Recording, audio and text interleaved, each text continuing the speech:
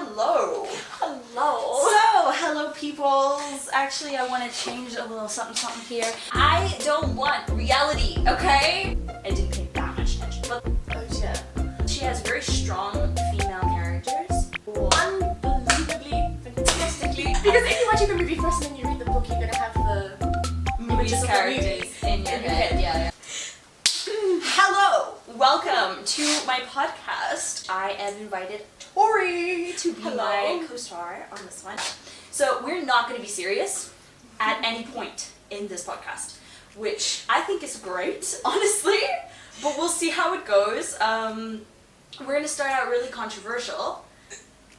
The question that I decided we are going to start with is to smut or not to smut. Tori, take the stage. Okay, let's define smut, okay? So, like, I'm not, like, okay, obviously smut is, like, more, like that. It's not kissing scenes. No, like, it's like, it's quite deep. yeah. Should I start or should you want to start? You can start. Yeah, I'm still developing the words and the thoughts that need to go into this important question. So, like, I think I have really strong opinions on this particular topic because I'm just a strongly opinionated person in general, but I don't think it adds anything to a book if you have the smut in it. Like, there have been a lot of books, like, even, like, classic literature and stuff that did not feel the need to undress their characters in order to attract you to the book. And I feel like there is a way, like, if you absolutely need a scene like that to happen, you can close the curtains graciously across the scene and you don't have to see that. Yes. That's my opinion on the matter. Like, I'm a big fan of kissing scenes. I love the whole romance genre. It is amazing. The romantic vibes. The romantic vibes, but you can have romantic vibes without having to take your clothes off. Like, is that not a fact? No, that's a fact. No, yeah. So I don't know if you have, like... Honestly, I don't agree with it. Because Mm-hmm. I feel like this is a very private thing. So obviously, like, even if it's just in books, you know, but I sometimes feel like they can go a bit too deep into what is happening. But that's not the point. The point is, I think it's a private thing, so I don't think it should be allowed. Like, publicly displayed. Yes. So obviously, like, kissing's fine. Because, I mean, people do that in Yes. public anyways. Like, we've been exposed to that. It's not pornography. It is just, it's kissing in public displays of affection. Yeah. You know? Like, that makes sense to me. Yes. But this is meant to be an intimate, holy thing. So it's not meant to be shared or put out there. Because even, because reading a book, it's like a movie that plays in your head. So if you it's even deeper than a movie. Yes. So now if you're reading a scene, things happen. And it stays there. You can't unsee it. It chemically alters your brain, people. Like, reading is a very internal thing. It's like, it's a movie, you can zone out and literally not see anything. Yeah. Like, that happens to me sometimes, not often because I'm very attentive in movies, but I know people who will zone out completely. You can't do that with a book. You can't. If you zone out, then you have to go back and read it again because you have missed stuff. Yes. So, like, it's every part of that is going to be lodged in your brain. Like, it's not something you can just, like, blank over. No. Well, I mean, because, like, if you're comparing, like, old love to today's love, you can see a massive difference. I mean, even And just there's no in the hiding it. divorce rates. Yeah. In the way people treat each other. It's like... It's bad. It's really bad. And I think that also translates into the books that get written these days. Yeah. Like, it's a direct reflection of our culture at the moment, which is really sad, and I don't like the culture that we really have. Like, even in Christian circles, you will find a lot of times that people are very loose about... They act like it's normal. Yeah. It's completely normal, like, but it's not. One thing I can definitely say, though, about, like, smutty books and something that I found hilarious on Bookstagram recently. Okay. It's just the amount of times the guys will like pick up these books and like read them and be like, "What are you guys reading?" with a straight face in public, and I'm just like, I'm with you guys. That's true. Speaking of this, I saw a video the other day. It's so funny because it's like what guys think girls read versus what they actually read. So what they think they read is like, he grabbed me by the waist and this and this and this. What we actually read is bleep, bleep, Bleep, bleep, bleep, bleep, bleep. and guys are horrified by this. It is terrifying. It is. And the fact that, like, because it's this generation, it's like... And I think it's just become a cultural norm. Like even the movies that we watch, the things that we, do. It's considered normal, and I think that's probably the main issue. Like, if you're looking at it from like two different perspectives, like for a Christian, yes, it's normal, it's natural, but don't display it. Yeah, and You know? and keep it within the Keep it sanctity within of marriage. Like Yeah. that is where And it's then- designed and to then be the don't- best. So don't like cross those stick with borders. it. Yes. All right, exactly. I think we covered that topic quite thoroughly. Moving on to the next topic. What is your favorite genre of books? Defend. Ooh. Oh dear. I have a lot of favorite genres though. I would say it's definitely romance and mysteries. I like that. Yes. I Mushed together. yeah, romantic mysteries. Yes. Yeah, like I get that. Because I feel like, because I've got 3 books on my shelf. Right over there, in case anyone was wondering. That I have, so all 3 of them are romance and mystery. But it's old romance, and yet it's a mystery. Like, I can't describe it. Like, those 2 are just perfect together. Yeah, There is no, like, if you don't agree with me, that's your loss. And I just want to put a little disclaimer. Like, this is our opinions. It Yes. no way reflects any sponsors that we have, that we don't have, because there are no sponsors. There- But yeah. it doesn't reflect on anything, like even Christianity in general. But this is what we think, and we're just putting it out there. So you're welcome to disagree with us. It's totally fine. But We're expressing our opinions. since you're watching, I'm assuming you sort of agree. So, Yeah. I think those 2 are definitely like the perfect combination. Like, literally, I cannot defend it. It's just, you just have to read it to know. I think I might elaborate more when you start talking because some things will come to me and then I'll be like, oh, and then this and this and this and this and this. Alright. Like, okay, so I'm also definitely a romance girly. Definitely a romance girly. But like, I'm so conflicted because I just love contemporary Christian romances. 99% of the books I read are just Christian books, so that I don't have to worry about finding smut in it, and I can just I can trust that there's gonna be good values in it. But like some of the things that I really liked, I would either say contemporary romance, like modern romance, or historical fiction romance. Oh. And I have some like really cool books by, I actually wrote down the authors' names because I suck at remembering authors' names. But like Elizabeth Ludwig and Karen Whitmire are 2 of my favorites, especially Karen Whitmire. So like she sets her things in like cowboy era, but it's not like cowboy books. Yes. It's about like the village, like the town life in the cowboy era, and like romances that happened there. And I really enjoy it because she has very strong female characters, but she also brings in the side that everyone actually, well, in my opinion again, like everyone actually does want to be defended and protected by a guy. Like, yes, we are capable, we are strong, we are able to do things ourselves, we can open the door for ourselves, but we want the guy to do it for us. You know, and I think she really captures that in her books, but she also sets it in a really cool setting, and I always really liked that. Elizabeth Ludwig, I cannot tell you the year that she sets it in, but the book that I read of her, I only read 1 book, tragically.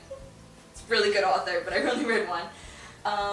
It's kind of, it's set in New York, I think it is, and it's got bits of Irish history in it, it's got bits of like the New York setting in it, and might be San Francisco. I don't know where it's set. Actually, I haven't read it in a while. But yeah, like I really like learning history through novels is for me the best. Even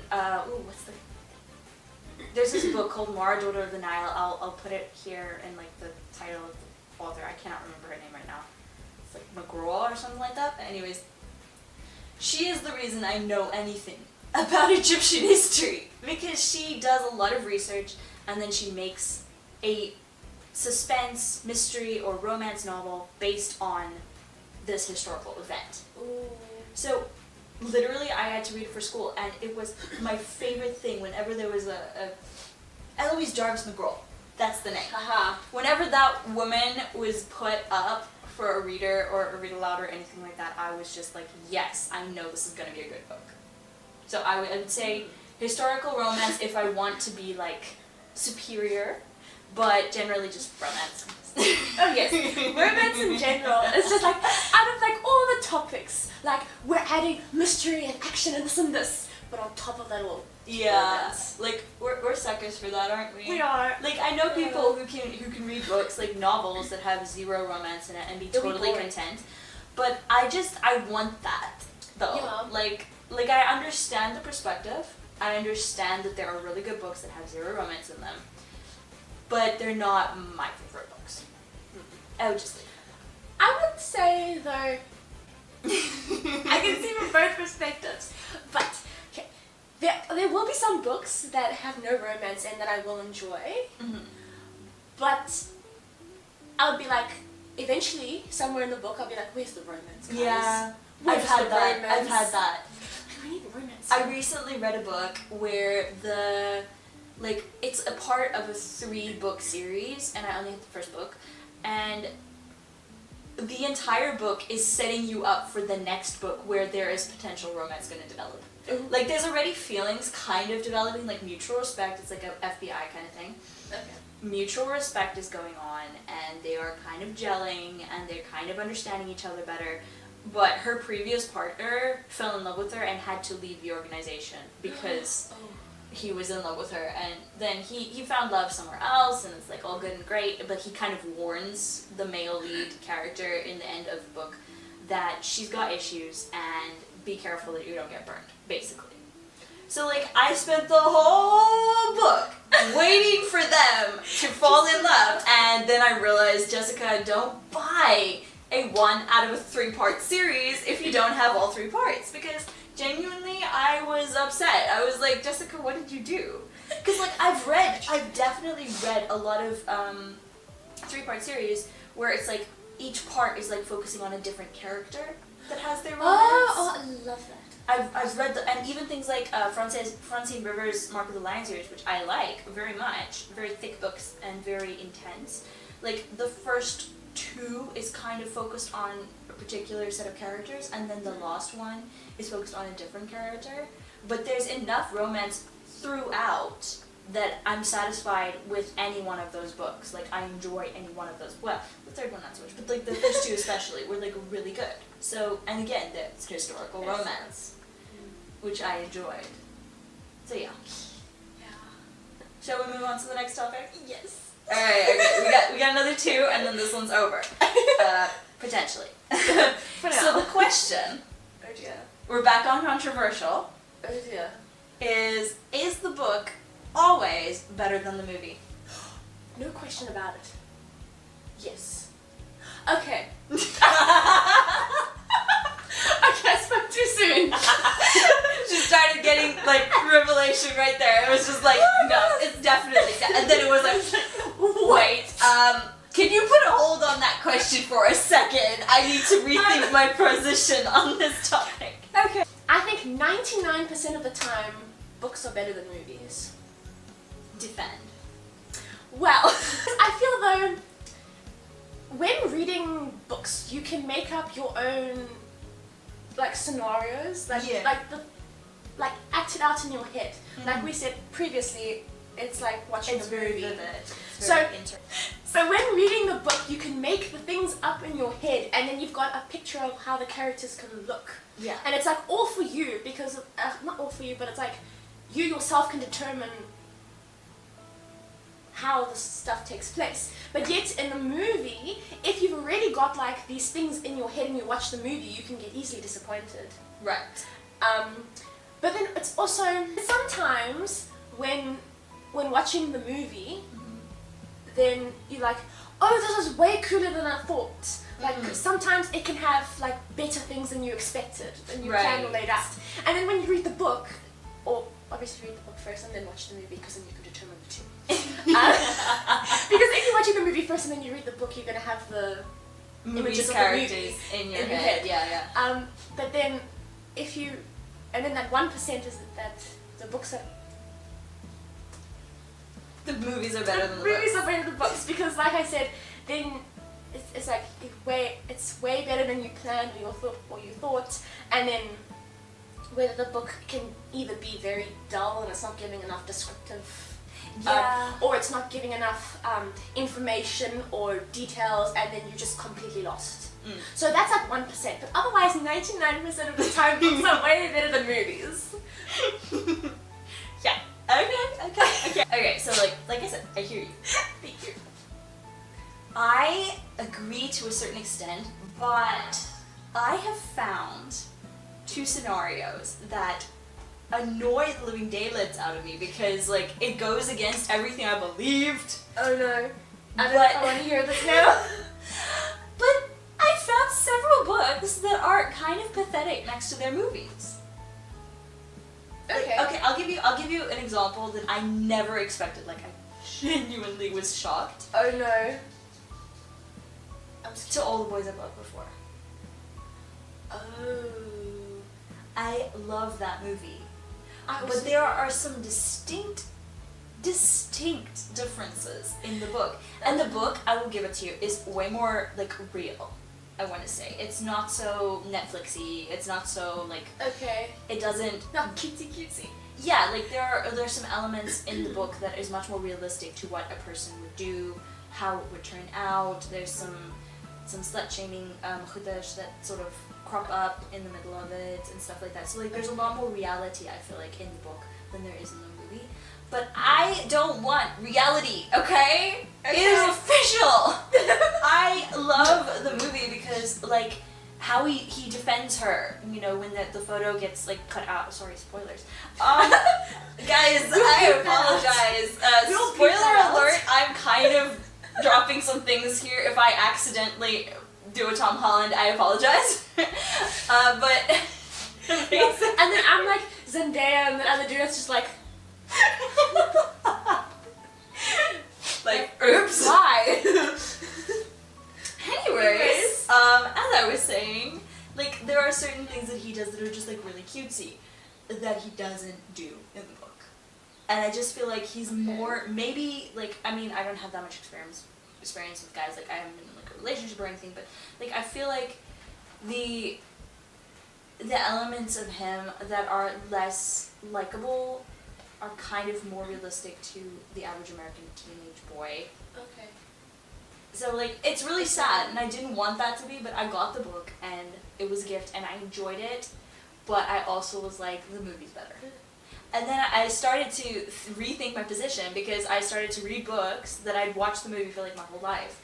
And I'm just like, the book is not as good. It doesn't have as much, like, I feel like emotion in some cases, or sometimes they gloss things over, which I'm not condoning, but I am a fan of, okay? It's one of those, like, I genuinely see the need for a little bit of gloss sometimes to make the movie better. But like even, yeah, like I just feel like a lot of the time you have to either separate the two in your mind completely, or you have to realize that a script is not a book. And even books like the Alex Rider series, I don't know if you've seen the Alex Rider movie, I have the series. I've only got season 1, but I haven't watched it, and I've kind of read the books. Kind of. I say kind of because I was like, I wasn't in the mood for reading, but I wanted to do something. I was like, I wanted to read, so yeah. I was there, but I wasn't there. And I get you. But I just, like, okay, there's this movie called Alex Rider Stormbreaker, starring Alex Pettyfer, and I really enjoy the movie. Like, it's one of one of my favorite like kids action movies that I watched ever. It's not the kids, it's kind of like teenager. But anyways, I read Stormbreaker the book. There's a whole character that's quite central in the movie that does not exist in the book. Like, literally does not exist. And I love that character, so I'm just sitting here like, I don't know how to feel about this. Because, like, I like the book a lot, but even, like, it's very different from the movie, and I really love the movie. So I'm just, like, conflicted because I love both. So sometimes I just have to separate them in my mind. Even, like, with the Narnias. Like, I love the movies. I grew up watching The Lion, the Witch, and the Wardrobe, and then I read it, and some of the actors are not described, like the characters are not described the way the actors look. Like, I feel like, I can't remember exactly which one of the characters, I think Edmund is blonde, if I'm not mistaken. Like, okay, I stand under correction, I could totally be wrong. But like, are you talking about the movie? No, you're talking about the book. Oh, the book. Okay. He's described as blonde or something like that. I was like, no, in the movie he's like dark. Dark. And I have like a mini crush on Skander Keynes. Like, he is so cute. Well, he was in those movies. I don't know what he looks like now. I don't know what he looks like now. So but still, like, it genuinely, I was looking at it and I'm like, I wouldn't change him for the world, but like, I don't think that's exactly how he's described in the book. Again, I stand under correction. I can be totally wrong on this. I didn't pay that much attention. But the point is, I think it's a case-by-case study. Like, I can't say the book is always better than the movie. I can't say the movie is always better than the book. I would say you would first have to read and watch and then determine. But like for me, I would say 99% of the book's better. But like there was this one time I was reading The Book Thief. So I read the book first and then I watched the movie. Right. They were both equally good. Right. I couldn't decide. Like everything in the book was perfectly descriptive as in the movie. And I'm like, what? This is the first time I'm hearing of this. This is insane. Crazy. So they were both really good. And then like you'll get like a 0.0001% for me that would equally. Yeah, no, that's very rare. That's a very rare occasion. Like I can often find books that are like a different kind of good than the movie. Okay. Like the movie is amazing. Like for instance, The Narnias. Like the movie is incredible. I love those movies. Would not recommend them for kids, because those are intense. I'm sorry, but they are. But the books were written for kids, so they are much more gentle in a lot of ways. They're a different kind of incredible. Like, I respect C.S. Lewis as an author so much, and I really like the Narnia books. They really do. But they're not the same as the movie. They're a different kind of incredible. So, like, they're both incredible, but they're not, like, they don't correlate like they should. Like, yes. I don't think they should, because I'm offended by the fact that Netflix is starting a series. Deeply offended, because like the Narnia movies are the creme of the crop. Like, anyways, just be like, oh. If they ruin it, I'm going to never forgive them. Because we better pray for them. Yeah, God help. So yeah, I think we can move on to the next question. Yeah, I think we pretty much established our thoughts and feelings towards this. Guys, comment down below if you have like suggestions on movies that are better than books. We'd love to hear your thoughts. Yeah, because or like, what do you think about it? Just comment. All right, cool. Last question for this episode is: do we have any book recommendations, and where do you ideally like to shop for books? Oh, easy. Do you want to think about that one first? Because the last time you had an immediate response, it was like, wait, no. Wait. Okay. You know what, you can go. Alright, okay, so, like I said, I mainly read Christian literature. So I have a tendency to shop at Books, not sponsored. But Books is my favorite place to shop because they have really good discounts and they have really good books. And for recommendations, I kind of already like dropped a few authors that I really like. if you're looking at like contemporary romance, like modern contemporary romance, my favorite author is gotta be Denise Hunter. She writes really good romance books that I find very captivating, very enjoyable. If you have more of a deeper mind, like I have, like my sister has a very deep mind. She would be bored out of her mind if she read those books. So I'm not recommending that for if you're like someone who really enjoys to go deep. I personally enjoyed Married Till Monday and Barefoot Summer and to a lesser extent The Wishing Season. I did enjoy it. Like I enjoyed all their books that I've read so far. I think I have like 8 of them. Kind of like her as an author, I don't know if you can tell. But there was one other one that I really liked. I'll remember the name later. Oh, okay, it's actually kind of like, it's not an awkward name, but it's an awkward name. It's called Just a Kiss. Why am I making weird saying that? I don't know. It's a really good book. That. It's like, I felt so weird because you said that. I was just like, it's not just, it's never just a kiss, guys. It's just never. But like, yeah, so like that's probably my favorite one of her books. Weirdly enough, she could have named a different name, but like it makes sense when you're reading the book. It makes sense. And then, so that's for like contemporary Christian romance. And then for historical Christian romance, I really, like I said, enjoy Karen Rittmeyer. She does the cowboy era kind of thing without cowboys. Although, sort of. Well, okay, I don't want to try and explain it. But I've read No Other Will Do, and oh goodness, what is the name of it? It's about a baker who marries a guy to save her bakery. So yeah, it's just really good. It sounds really bad, but like, okay, I love the marriage of convenience trope, so it's quite good for me. And then Elizabeth Lippick, I read Dark Road Home, so I really like that. And if you're just looking for like general, like I would say like historical fiction, like not specifically romance, then I would go with Eloise Jarvis McGowl. Writes some really good books. The ones that I've read are really clean, so like there's no smut or anything like that, so it's nice. So I've read several. The Golden Goblet, and Mara, Daughter of the Nile, really good book. That's historical romance. That one's good. and I have to read.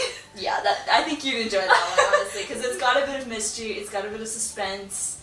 It's basically like a spy romance, all set up in the reign of Hatshepsut, the woman pharaoh. Okay.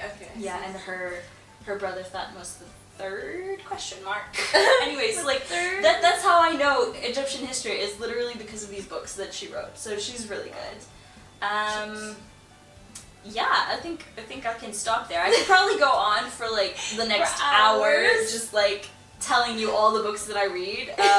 I have boxes of books right now because like I don't have them on shelves, which is really sad because I really want them on shelves. But that does not matter. Your turn. Where do you shop for books, and what book recommendations can you give our viewers? Oh gosh. Okay. So I usually, most of the time, 90% of the time, I go to Wordsworth. Because, yes, I cannot help myself. I am more of a fiction than a Christian. I am She is not more of a fiction than a Christian. She's a very real person, and she's very much a Christian. Just want to put that out there.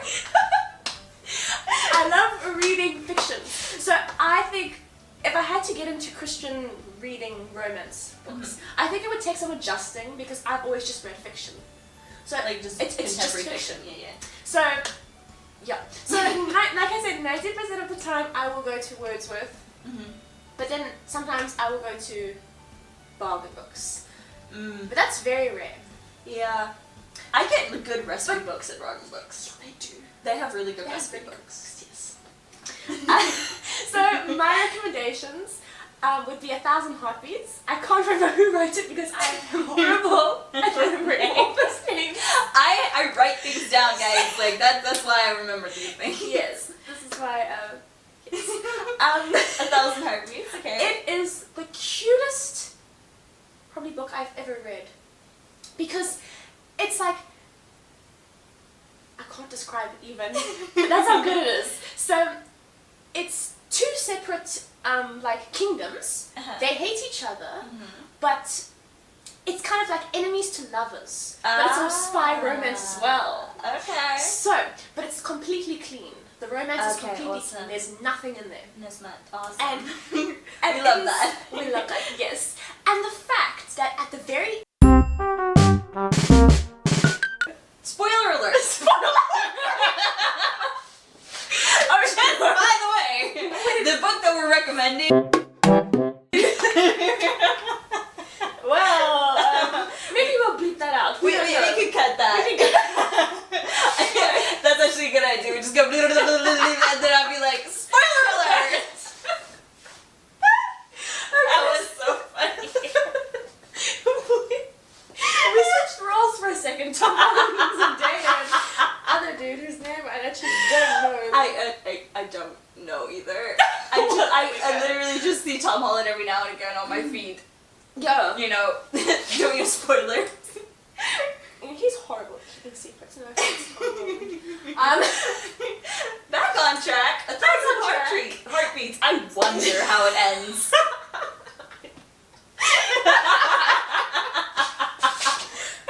Why did you do that? Anyways, moving on. Yeah. I must say, like, I think I don't really have favorite books. It's more of the series. But I've got two favorite books and then series. So for my series, I think my favorite is Bodyguard. By Chris Bradford. I know the author's name.